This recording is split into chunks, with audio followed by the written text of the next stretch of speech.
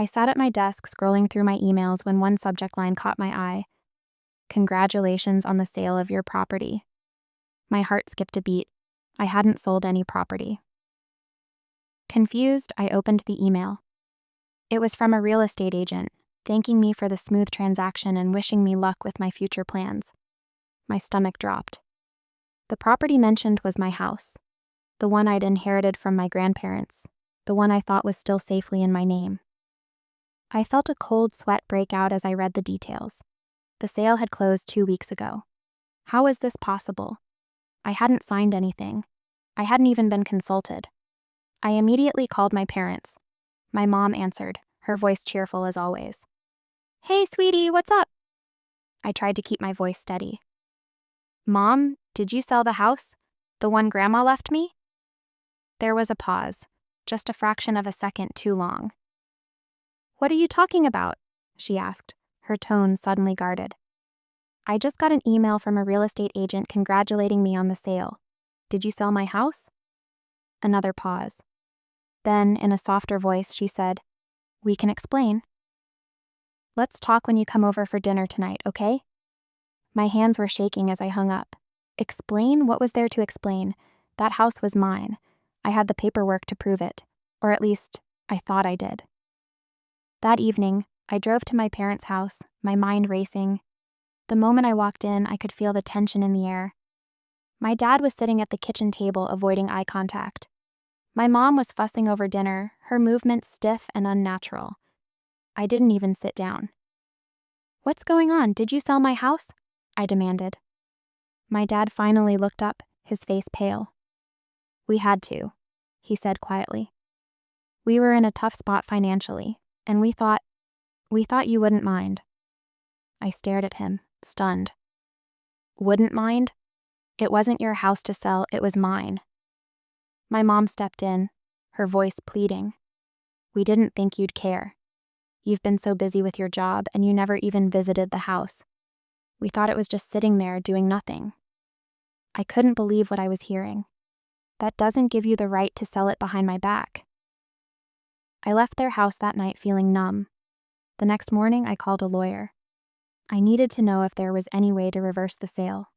The lawyer asked for all the documents related to the house, and that's when I made another shocking discovery. My parents had forged my signature on the sale documents. They'd pretended to be me, signing away my property as if it meant nothing. I felt a mix of anger and betrayal that I couldn't put into words. How could they do this to me? I'd always trusted them, always believed they had my best interests at heart. But now it was clear they only cared about themselves. I decided to confront them one last time. This time, I brought the lawyer's findings with me.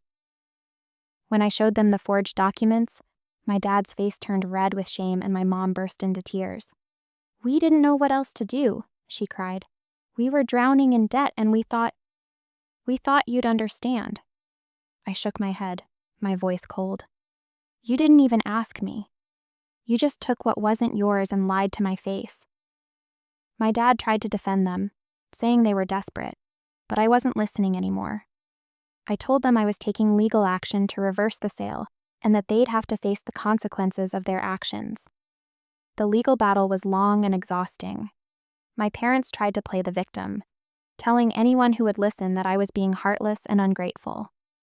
But the evidence was clear. They'd committed fraud. In the end, the court ruled in my favor and the sale was reversed. The house was mine again, but the damage to our relationship was irreversible. I couldn't trust them anymore. I couldn't even look at them without feeling a mix of anger and sadness. A few months later, I stood in the empty house, the keys in my hand. It was quiet, the way it had been when I was a child visiting my grandparents. I thought about all the memories tied to this place, the holidays, the family dinners, the laughter. But now those memories felt tainted. I decided to sell the house myself, this time on my own terms. The money would go towards starting fresh, building a life where I didn't have to worry about being betrayed by the people who were supposed to love me the most. As I locked the door for the last time, I felt a strange sense of peace. They'd taken so much from me, but they couldn't take my strength. I was done letting them control my life. From now on, I was in charge. I didn't tell my parents about my decision to sell the house. They didn't deserve to know. Instead, I quietly listed it with a real estate agent I trusted, someone who had no connection to my family.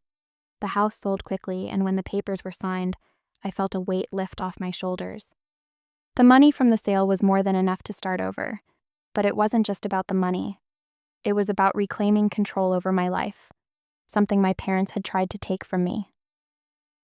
A few weeks after the sale, my mom called.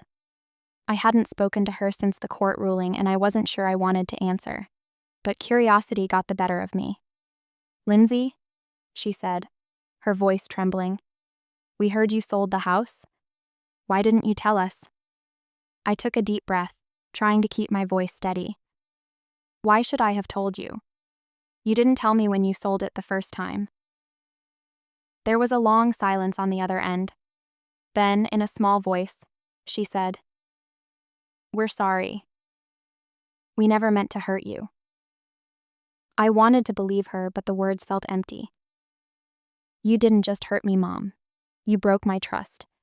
And that's not something you can just fix with an apology." I hung up the phone and blocked their numbers. It wasn't an easy decision, but it was necessary. I couldn't keep letting them into my life, not after everything they'd done. Over the next few months, I focused on rebuilding.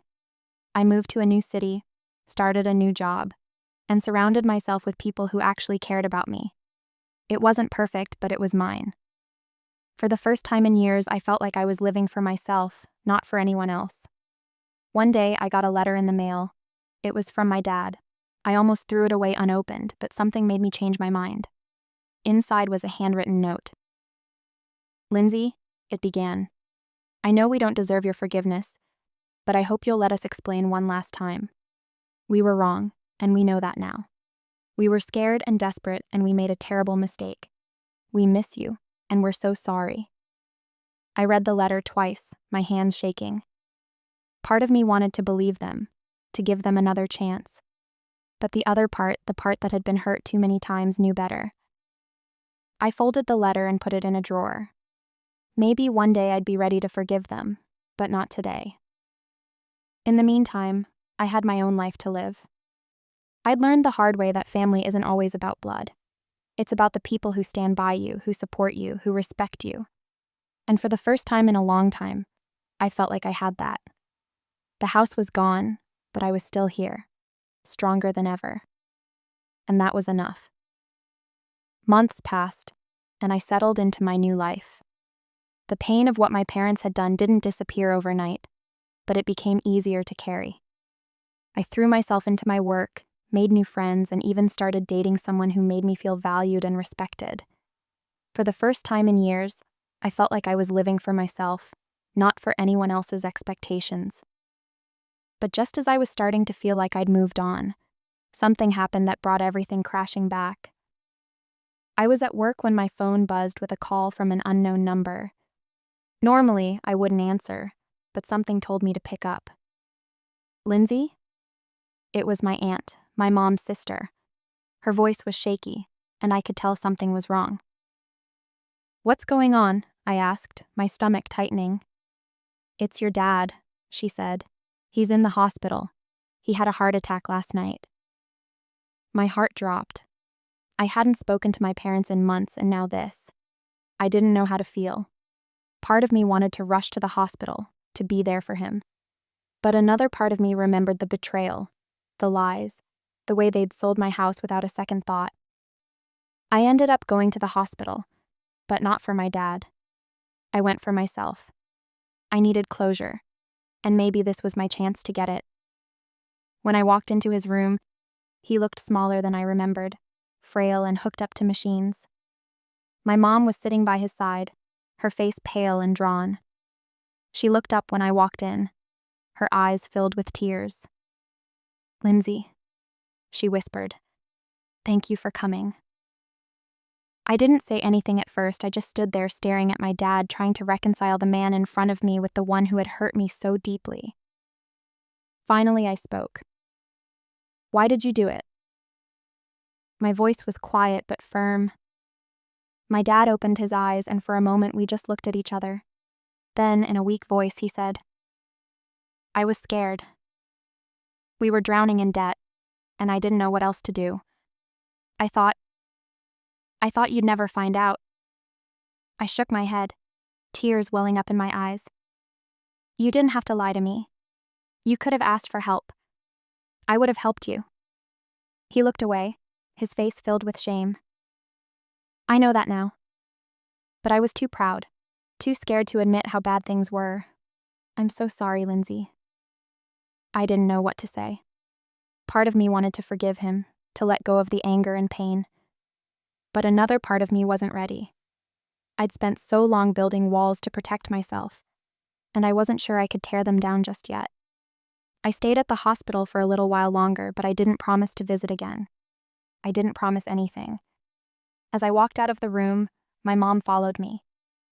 Lindsay, she said, her voice breaking, I know we don't deserve it, but please don't shut us out completely.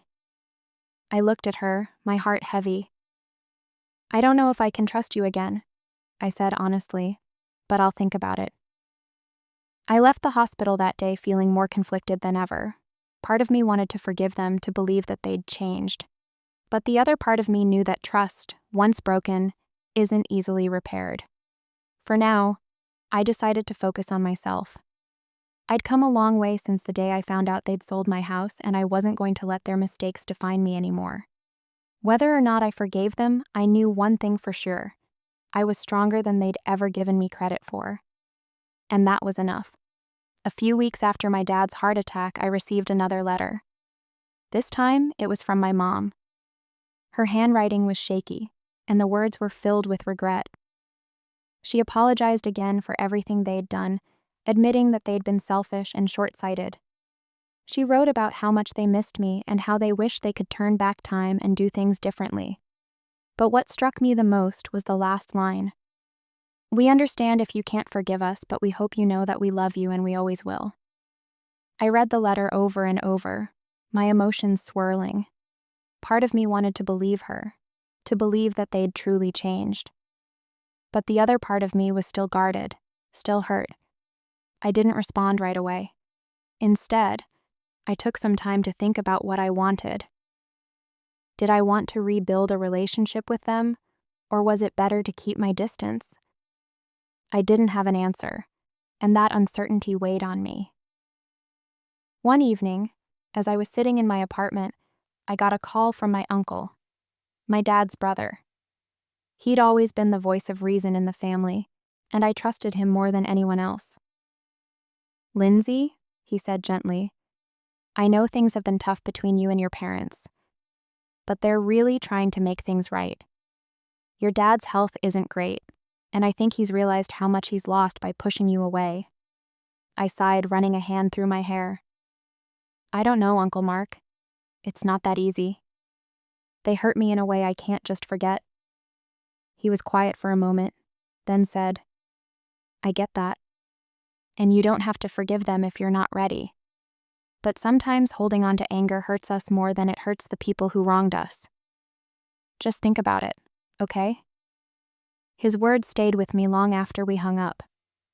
I thought about the house, the lies, the betrayal, but I also thought about the good times, the family dinners, the holidays, the moments when I felt loved and supported.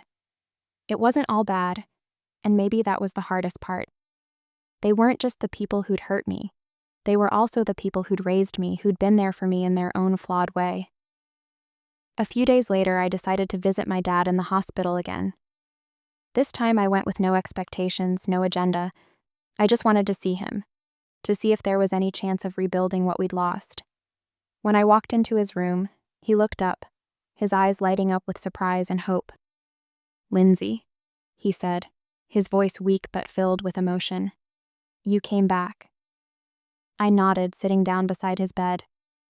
I'm still angry, I said honestly, and I don't know if I can ever fully trust you again. But I'm here. That has to count for something, right? He reached for my hand, his grip surprisingly strong. It counts for everything, he said, his voice breaking. I don't expect you to forgive me, but I want you to know that I'm sorry. I'm so sorry for everything. I looked at him, really looked at him, and for the first time in a long time, I saw not just the man who'd hurt me, but the man who'd taught me how to ride a bike, who'd cheered me on at school events, who'd been my dad. It wasn't enough to erase the pain, but it was a start. As I left the hospital that day, I felt a strange sense of peace. I didn't have all the answers, and I didn't know what the future held for my relationship with my parents. But I knew one thing. I was in control now. I could choose how much or how little to let them back into my life, and that power was mine alone. For the first time in a long time, I felt like I was truly free. And that was enough. Over the next few months, I started to slowly rebuild a relationship with my parents. It wasn't easy, and there were moments when the anger and hurt resurfaced, threatening to pull me back into the darkness. But I kept reminding myself that I was in control now. I set boundaries, making it clear that I wouldn't tolerate any more lies or manipulation. To their credit, they respected those boundaries. They didn't push, didn't try to guilt me into forgiving them faster than I was ready to. They just waited. My dad's health improved, though he was still fragile. He started therapy, something he'd never considered before, and began to open up about the pressures and fears that had driven him to make such a terrible decision. It didn't excuse what he'd done, but it helped me understand him a little better. My mom, too, seemed to be making an effort. She stopped making excuses and started taking responsibility for her actions. It wasn't perfect, but it was progress. One weekend, they invited me over for dinner. It was the first time I'd been back to their house since everything had happened, and I wasn't sure how I'd feel walking through that door again. But when I arrived, I was surprised to find that it felt different. The tension that had always hung in the air was gone, replaced by a cautious but genuine warmth. We sat down to eat, and for the first time in years, the conversation felt natural, not forced. We talked about work, about my new life in the city, about their plans for the future. It wasn't perfect, but it was a start. After dinner, my dad handed me an envelope. "What's this?" I asked, hesitating before taking it. He looked at me, his eyes filled with emotion. "It's not much, but it's something. We've been saving since everything happened. We wanted to give you back what we took from you." I opened the envelope and found a check inside. It wasn't enough to make up for what they'd done, but it was a gesture, a sign that they were trying. I looked at them, my throat tight. "Thank you," I said quietly. "But this isn't about the money. It's about trust, and that's going to take time." They nodded, understanding. "We know," my mom said softly. "And we're willing to wait. However long it takes." I didn't say anything else, but I didn't need to. For the first time in a long time, I felt like we were on the same page. They weren't the same people who'd betrayed me, and I wasn't the same person who'd let them. We were all trying to be better, and maybe that was enough. As I drove home that night, I thought about how far I'd come. The house was gone, but I'd built something new in its place, a life that was mine on my terms. And while I didn't know what the future held for my relationship with my parents, I knew one thing for sure. I was stronger than I'd ever been. I'd faced the worst they could do and come out the other side. And that was enough. A year later, I stood in front of a small, cozy house I'd just bought in my new city. It wasn't as big or as grand as the one my grandparents had left me, but it was mine, completely and unequivocally mine. As I unlocked the door and stepped inside, I felt a sense of pride and peace I hadn't felt in a long time. This was my fresh start, a place where I could build new memories without the shadow of the past hanging over me. My relationship with my parents was still a work in progress. We talked occasionally, and they respected the boundaries I'd set. They didn't ask for more than I was willing to give, and for the first time, I felt like they truly understood the weight of what they'd done. It wasn't perfect, but it was real, and that was enough. One weekend, they came to visit me in my new home. It was the first time they'd seen it, and I could tell they were nervous. But as they walked through the rooms, their faces softened. "It's beautiful, Lindsay," my mom said, her voice filled with genuine warmth. "You've done so well for yourself." I nodded, feeling a strange mix of emotions. "Thank you," I said simply. We didn't talk about the past, not that day. Instead, we focused on the present, on the small steps we were taking to rebuild what had been broken. As they left that evening, my dad turned to me, his eyes filled with emotion. "I'm proud of you, Lindsay," he said, his voice cracking. "I know I haven't always shown it, but I am." I looked at him, my heart heavy but hopeful. "Thank you, Dad," I said quietly. "That means a lot." He nodded, and for a moment we just stood there, two imperfect people trying to find our way back to each other. After they left, I sat on the porch of my new home, watching the sun set. The sky was painted in shades of orange and pink, and the air was filled with the sound of birds chirping. It was peaceful, and for the first time in a long time, I felt at ease. The past still hurt, but it didn't define me anymore. I'd taken control of my life, and I'd built something beautiful out of the wreckage. As I sat there, I thought about everything I'd been through, the betrayal, the anger, the pain. But I also thought about the strength I'd found, the resilience I'd discovered within myself. I'd faced the worst and come out stronger on the other side. And that was enough. Lindsay. The future was still uncertain, but for the first time in a long time, I was okay with that. I didn't have all the answers, and I didn't need to. I had my home, my life, and my peace, and that was enough.